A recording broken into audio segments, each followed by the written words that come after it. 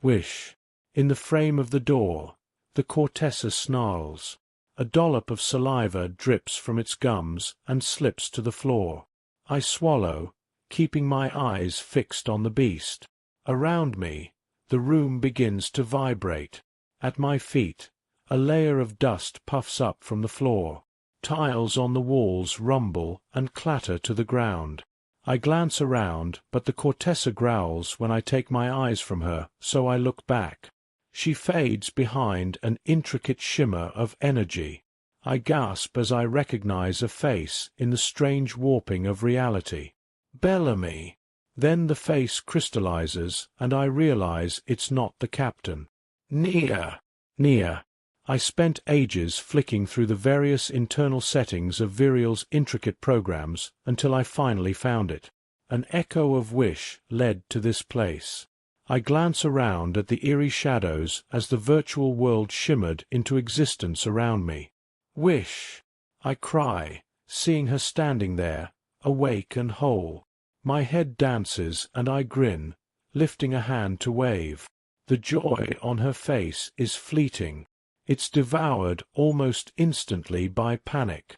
She gestures wildly behind me. What? I say, turning in place.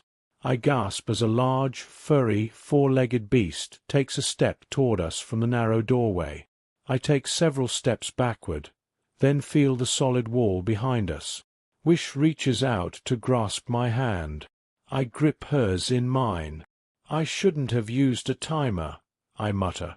Wish glances at me, and I shake my head, not wanting to waste my breath explaining. The Cortessa stalks forward again. Beside me, Wish shivers, and I can feel the terror dancing through her.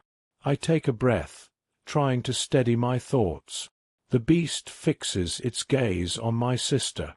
I wave my free hand and take a step toward it. Wish's hand tightens on mine, and she tries to pull me back, but I focus on the lesser beast. Its fixed look remains on Wish, and it growls low in its throat. I narrow my gaze, studying the creature. Curious. It seems obsessed with her, to the point that it's practically ignoring me. That reminds me of something Ty said when the Egrims attacked the guards. Wish, calm your mind. I think it's sensing your fear. She shakes her head. I can't not be afraid, Nia. That thing's a killer. It ripped the guard apart. And it. Her voice sticks in her throat, and she sobs again. Sniffing a breath through her nose, she adds, and Bellamy. I close my eyes because it doesn't make much sense, except I suppose it does. In a virtual reality, anything can exist, and I can't be sure this particular creature isn't programmed to be a vicious killer. Wish takes a deep breath. It shudders from her lungs, but she dries her tears and lifts her chin. But Casper, he said it was friendly. Her voice quivers with hope. I glance across at her. Casper. She nods. I have no idea who she is talking about, but since it seems to give her strength, I let it go. We don't have time to run a blow-by-blow. So, I say instead, breathe. Calm your mind, Wish. Let's be her friend. We watch as the Cortessa's snarling softens in her confusion. She pauses, sniffs the air, and then puts her head low to the ground as she growls again. Beside me, Wish quivers. What if it doesn't work? She whispers. The Cortessa's lips curl, baring its sharp teeth. Its tail swishes in a slow drop, and it takes another step closer, watching Wish with its sharp eyes. That's fear talking, Wish. You have to really believe. We should run, Nia. Back down the corridor, back to the labyrinth. She lets go of my hand and begins to edge away around the wall of the room. The Cortessa lunges forward then, snapping and snarling at her. Wish freezes in place.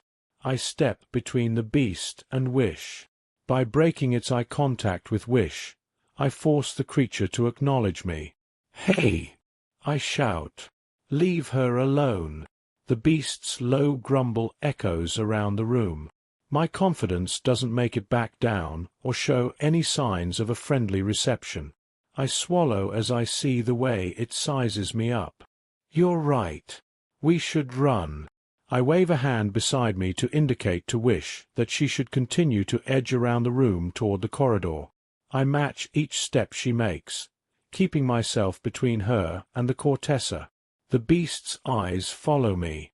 It circles in place at the center of the room and snaps its drool-soaked jowls at us with low growls. As we reach the corridor, Wish grips my shoulder. Let's run now, Nia. Please. I nod.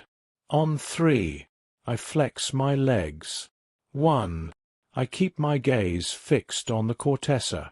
2. She's inching closer. Her sharp claws dig into the hard ground. 3. Wish darts away. I turn, sprinting after her through the long corridor, and hear the beast lunge after us into the darkness. The passage continues like a long, dark series of channels. Wish darts here and there at intersections. I wonder if she knows the way, or if terror makes the choices for her. Behind us, the Cortessa snarls and yips. She's always close, but somehow we manage to stay ahead of her. Barely. The darkness seems almost endless. My heart is racing, my lungs are burning, and my calves are on fire as we run as fast as we can manage.